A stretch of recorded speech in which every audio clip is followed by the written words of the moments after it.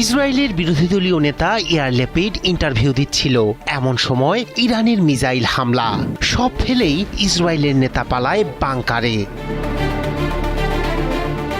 ইসরায়েলের গর্ব শক্তিশালী আকাশ প্রতিরক্ষা ব্যবস্থা আয়রন ডোমকে বুড়ো আঙ্গুল দেখিয়ে নেতানিয়াহুর মাটিতে মিসাইল ঝড় তুলল ইরান।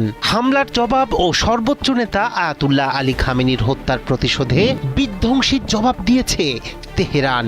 মুহুর্মুহুর ক্ষেপণাস্ত্র ও ড্রোনের ঝড়ে লন্ডভন্ড ইসরায়েল। তেল আবিব ও হাইফার আকাশে হামলে পড়েছে ইরানি মিসাইল, ধোঁয়ায় ঢেকে গেছে স্কাইলাইন। ঘর ছেড়ে বাংকারে আশ্রয় নিয়েছে মানুষ, রাস্তায় ছড়িয়ে আছে ধ্বংসস্তূপ। ইরান বলছে এটি প্রতিশোধের শুরু মাত্র। এক রাতেই বদলে গেছে যুদ্ধের মানচিত্র, আর মধ্যপ্রাচ্য দাঁড়িয়ে আছে নতুন এক অনিশ্চয়তার দোরগোড়ায়। ইরানে হামলা ও সর্বোচ্চ নেতা আয়াতুল্লাহ খামেনিকে হত্যার জবাবে ক্ষেপণাস্ত্র ও ড্রোনের ঝড় তুলেছে ইসলামী বিপ্লবী গার্ড IRGC। রোববার ভোরে শুরু হওয়া এই হামলায় লন্ডভন্ড গুরুত্বপূর্ণ শহর ও সামরিক স্থাপনা। সবচেয়ে বেশি ক্ষতিগ্রস্ত হয়েছে তেল আবিব ও হাইফা শহর। সাইরেনের তীব্র শব্দে ঘুম ভাঙে বাসিন্দাদের। মুহূর্তেই শহর জুড়ে নেমে আসে আতঙ্ক। তেহরান ভিত্তিক সংবাদ মাধ্যম তাসনিম জানায়, তেল আবিবের কৌশলগত স্থাপনায় সরাসরি আঘাত হানে একাধিক ক্ষেপণাস্ত্র। সামাজিক মাধ্যমে ছড়িয়ে পড়া ভিডিওতে দেখা যায় বহুতল ভবনের একাংশ ধসে পড়েছে। রাস্তা জুড়ে কাঁচ ও কংক্রিটের ধ্বংসাবশেষ। কিছু এলাকায় ঘন্টার পর ঘন্টা ধরে জ্বলছে আগুন।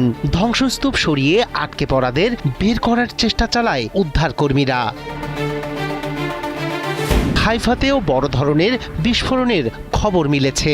বন্দর সংলগ্ন শিল্প এলাকা ও আশপাশের অবকাঠামোয় আঘাতের পর ঘন কালো ধোঁয়ায় ঢেকে যায় আকাশ। প্রত্যক্ষদর্শীরা জানিয়েছেন বিস্ফোরণের শব্দ কয়েক কিলোমিটার দূর থেকেও শোনা গেছে।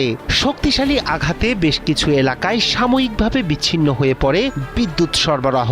ইসরায়েলি কর্তৃপক্ষ জানিয়েছে অনেক ক্ষেপণাস্ত্র আকাশ প্রতিরক্ষা ব্যবস্থা প্রতিহত করলেও বেশ কয়েকটি জনবসতিপূর্ণ এলাকায় আঘাত এনেছে। জরুরি অবস্থা জারি করা হয়েছে হাসপাতালগুলোতেও। আহতদের দ্রুত চিকিৎসার জন্য প্রস্তুত শহরের প্রধান মেডিকেল সেন্টারগুলো। হামলার সময় তেল আবিব ও হাইফার বাসিন্দারা ছুটে যান আন্ডারগ্রাউন্ড শেল্টার ও বাংকারে। বহুতল ভবনের নিচতলার সুরক্ষিত কক্ষে আশ্রয় নিয়েছে বহু পরিবার। গাড়ির পার্কিং লট, সাবওয়ে স্টেশন কিংবা সরকারি বোমা শেল্টারে রাত কাটান অনেকে। ইরানি হামলায় দিশেহারা নেতানিয়াহু প্রশাসন, তাই তো সাময়িকভাবে বন্ধ রাখা হয় স্কুল, অফিস ও গণপরিবহন। ইরান দাবি করেছে এই হামলা তাদের প্রতিশোধমূলক অভিযানের অংশ। তেল আবিবের আলোচিত স্কাইলাইন এখন ধোঁয়ায় আচ্ছন্ন। হাইফার আকাশে ভাসছে বিস্ফোরণের ধ্বনি। এক রাতেই বদলে গেছে চেনা দৃশ্যপট। সামনে কি অপেক্ষা করছে তা নিয়ে উৎকণ্ঠায় পুরো অঞ্চল। রায়হান কবির, শুভ্র, ৭১।